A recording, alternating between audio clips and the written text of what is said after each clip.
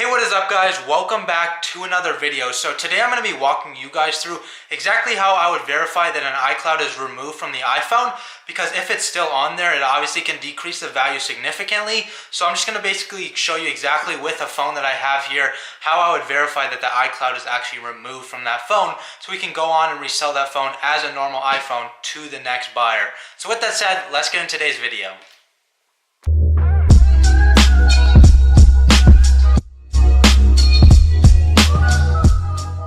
So as you guys can see here, I do have my iPhone. This is actually an iPhone 6 Plus. Pretty good condition, nothing really wrong with it. It is 64 gigabyte T-Mobile.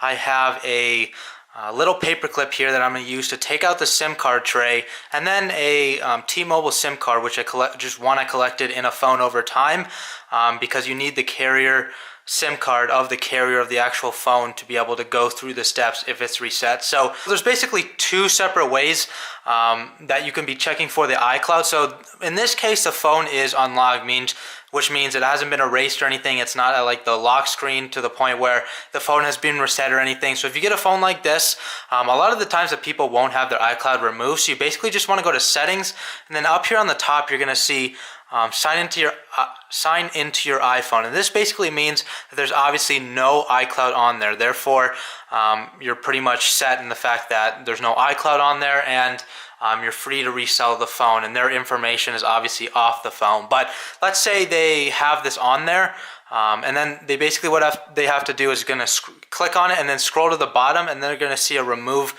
iCloud on there. They just have to put in their password, and obviously if they have an iCloud on there and they can't remove it, that basically means the phone is probably stolen, or it's like an ex-girlfriend or something like that, and you basically have to appraise it as an iCloud locked phone. And just always be careful of that, because a lot of people try to scam you. So if you don't do this step, though, a lot of people will just have an iCloud on there. Even if they wanted to take it off, that they just didn't know, you might be screwed because you might not be able to contact them again. But basically go there, and then, so let's say they reset the phone already, it comes to this screen, and what you want to do to reset the phone totally is basically just go down here to reset, and then you're going to erase all content and settings, and then erase iPhone. And one thing you guys should notice is if there's actually an iCloud on the phone and you press erase iPhone, there should be a password that comes up when that you click erase iPhone, because that's assumed the iCloud is already on there. So that's just a little trick for you guys in case you missed this and you're at the point where you're going to erase the phone. If it says erase iPhone and then a password comes up, there's probably an iCloud on that phone. So we can see here the phone just has to reset and everything like that. It may take a couple minutes, but I'm just basically going to speed up this process for you guys.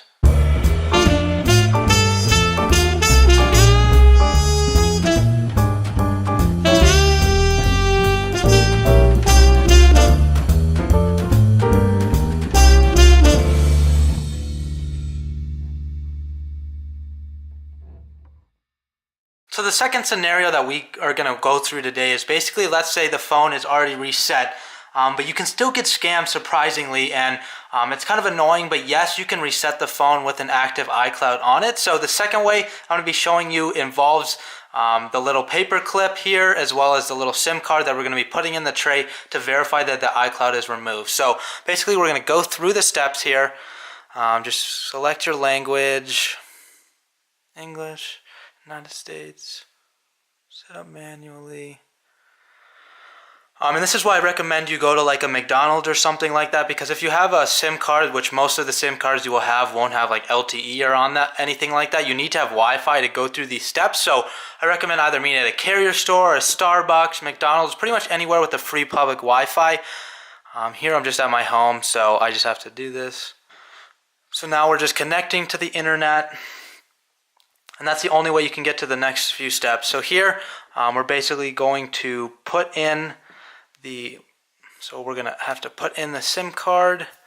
Just say here.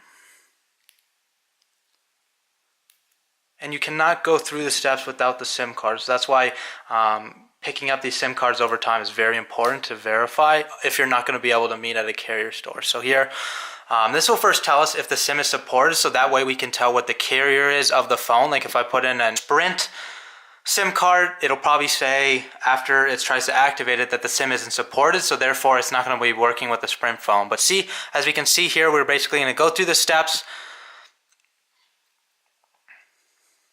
and then we're eventually going to get to the place where where you're going to have to select the iCloud. And so here, and see obviously here that there's no current iCloud on the phone, but if there was, it wouldn't let you keep going through the steps. So it's a pretty simple thing. All you have to do is put in the little SIM card of the exact carrier of the phone.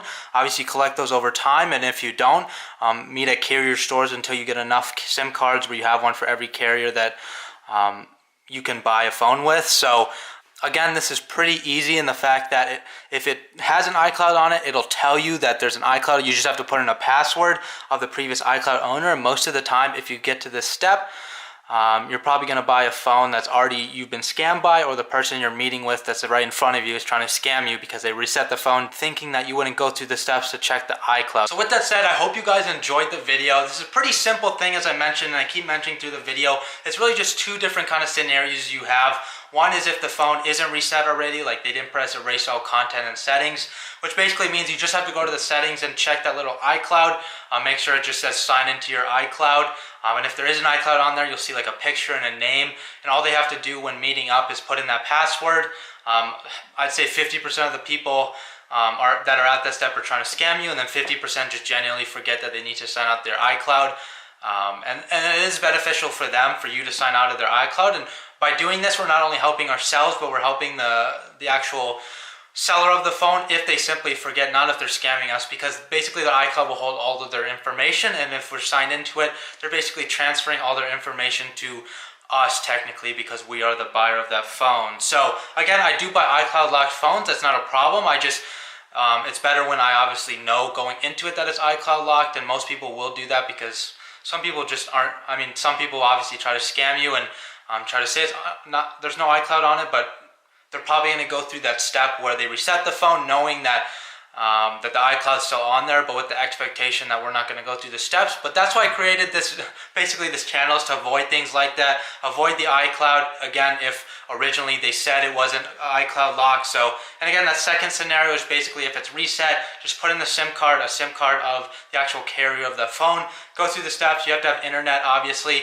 make sure it's activated, and if there's an iCloud on it, it'll ask you for a password, and if not, it'll let you go through the steps and put in a new iCloud. So again, I hope you guys enjoyed the video. Don't forget to give it a thumbs up if you enjoyed. Hit that little subscribe button below, and if you're not in that phone flipping Facebook group, definitely hit that first link down below. I'm gaining a couple members. I just put out a tip today, just basically tips that I don't really mention on the actual YouTube channel, but it's just stuff that's still very valuable to you guys, and it'll help you avoid some scams in this industry. So I hope you guys have a great Saturday, and I'll see you tomorrow in the next video.